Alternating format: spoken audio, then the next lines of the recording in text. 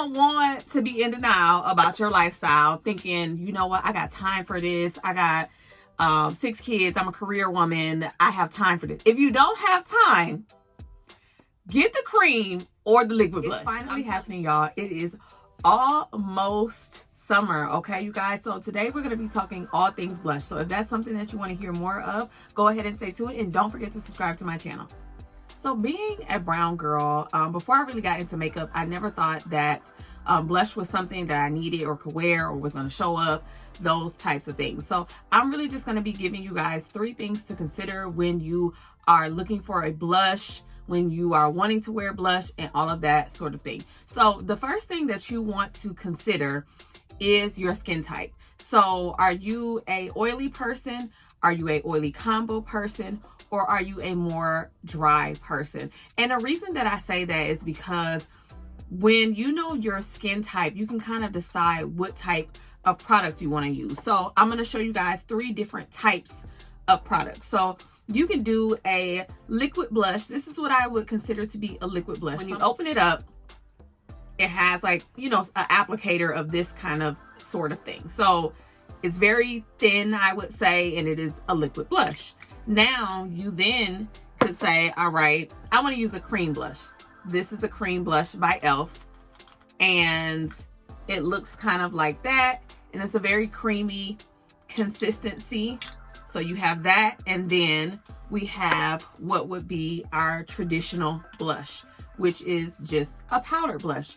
So you want to really determine your skin type to determine what may be easier for your application and that sort of thing. Now, don't get me wrong, you can completely wear any of those, but like, here's a for instance. So I have, for the most part, before I kind of aged a little bit, I was a oily girl. So with me being an oily girl, I always wanted to wear a powdered blush, okay?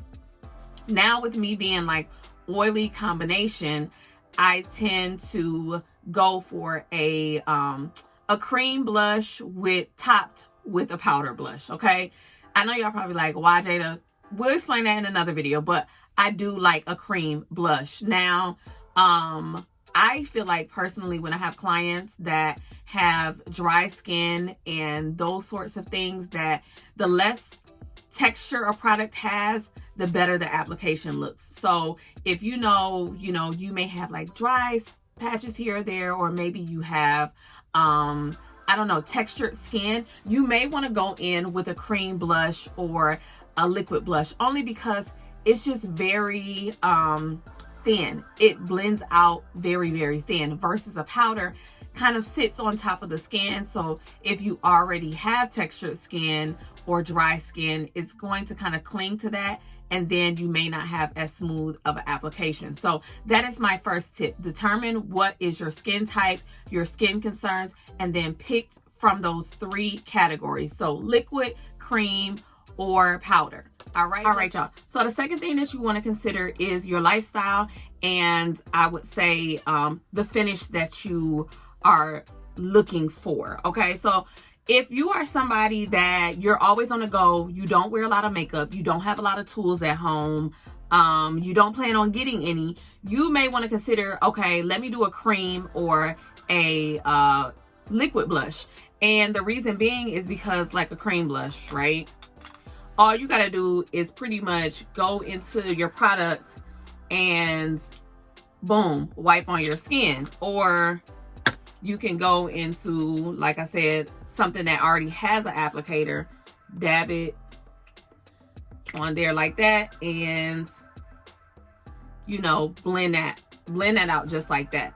You don't want to be in denial about your lifestyle, thinking, you know what, I got time for this. I got 6 kids. I'm a career woman. I have time for this. If you don't have time, get the cream or the liquid blush. I'm telling you, don't play yourself, okay? Now, if you are the person that will sit 40 minutes, 30 minutes to an hour and a half doing your makeup, you love your brushes, you use your brushes, that kind of thing, baby, go ahead and get you the powder blush. You could completely get you a powder blush of some sort, because you have the tools for that. But like, say for instance, you're on a budget, right? And you don't want to get new brushes. Why would you go get a bunch of powder blushes and you don't even have no brush? And speaking of that, I do have a video of a very affordable brush set, and I will link that in this one in the description box so y'all can see that. So those are your options with that. And another thing is the finish of the blush. And I should have really said that in the first little segment, but here we are. So if you are someone who's oily, and say for instance, or combo, and you don't want to see that shine, baby, there is no reason for you to go to the store and maybe get a blush like this. You can do it, but it's going to cause your skin to have a shine to it. And if that's not what you like, this is not what you want to get. If you don't like a shine, baby, you don't want to go get a liquid blush. You know what I'm saying? It really just depends. If you are somebody who likes a all matte finish look, you want to stick to your matte powders. You can use a powder, but if it has a little shine to it, it's going to show up as shine on your skin. You know what I'm saying? If you are someone who likes a matte finish, you want to go for a completely matte blush. This has shine. This does not. This, you know, so consider that, right? Now let's go into the third thing that is, I would say, most important when you are shopping for a blush. It's very important. So let's get into that. If you haven't already, go ahead and subscribe to my channel, because as you can see, I drop the knowledge. So the third and most important thing that you should determine when searching for that perfect blush is your undertones. And that's what makeup in general.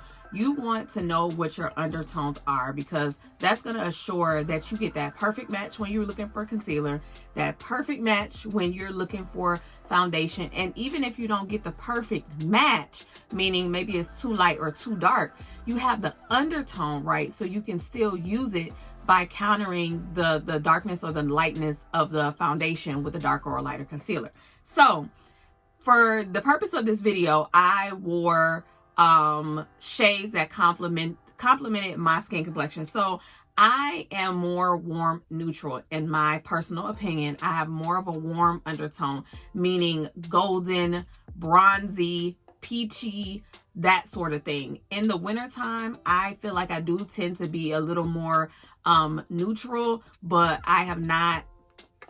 So for the purpose of this video, I did choose to wear makeup that was more flattering to my undertones, and my undertones are more warm, meaning they are peachy, golden, more yellow undertones, and my veins appear to be more green. Now, in the wintertime, when I'm like inside and stuff like that, in my chest area, I feel like I am a little more neutral, but I just go with the undertones that are on my face, and I work that out, right? So if you are the complete opposite of that, like if you are showing like pinks or reds in the undertone, you are going to be more cool. So typically with more cool tones, there's less yellow, less peachy. It's literally the complete opposite.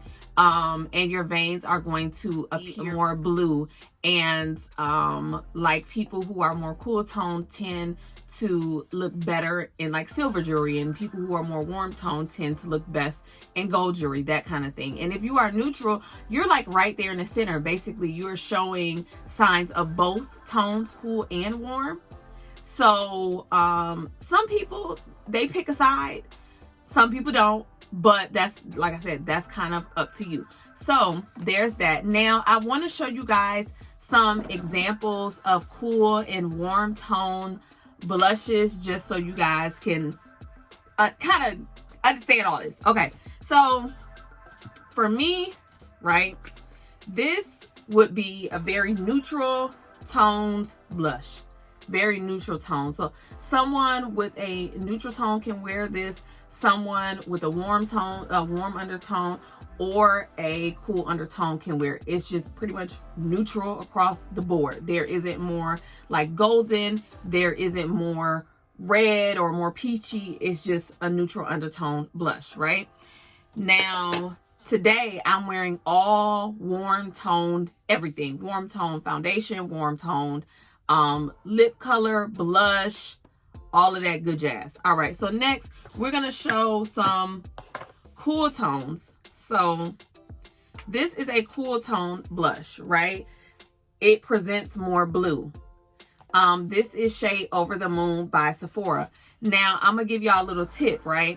So if you are warm toned and you wear a cool toned color blush, lipstick, whatever, it's going to show up more. It's going to be more popping. It's going to be more in your face. If you choose to wear the same as your undertone, it's going to be very like comes from within, very flawless, you know, all of that good stuff. That's why when you see people that are in the industry, their makeup always looks so good, because typically, now I'm not gonna say all the time, the makeup they choose to use matches their undertone. The makeup artist will make sure it matches their undertone so they can get a really flawless look. Now, this blush right here is another one. Sorry, I gotta I'll show it from this side. That I feel like presents more cool tones, more blue in it. So on my skin, it pops more. So that's why, like, say for instance, you're a deeper complexion or you're a brown girl and you're like, oh, it's not showing up. If you use a cool tone blush instead, like, it's gonna pop like crazy on you. Like, cool tones always pop on the opposite. Now I'm gonna show you guys some warm toned blushes. So this is what I have on now. This is a peachy toned blush that I'm wearing now, and I have on this peach filter underneath it. So this is what I have on now. Let me see what else we got. Now we have this blush palette by Fenty that has both. You have a cool tone and a warm tone blush inside of there. And then I'll show you guys one more example of a warm tone. So like this bronzy look here is a warm tone blush. So I really hope that helped y'all out, because I know a lot of people, I see it online where people are like, well, what blush do you use because this is not showing up? Or what blush do you use for this, that, you know? So those are my suggestions when looking for a blush. Also, if you are feeling like a blush is not presenting itself in a very vibrant way, a lot of times that's just because of the finish of the blush, or it's, you know, it's not maybe the highest of quality. Yes, boo. Okay, guys, I hope you learned a little bit from my blush rant. Let me know in the comment section, have you guys been pretty spot on with the blush, or has it been a little rocky? Let me know in the comment section. And once again, thank you guys so much for watching, and I will see you in the next video.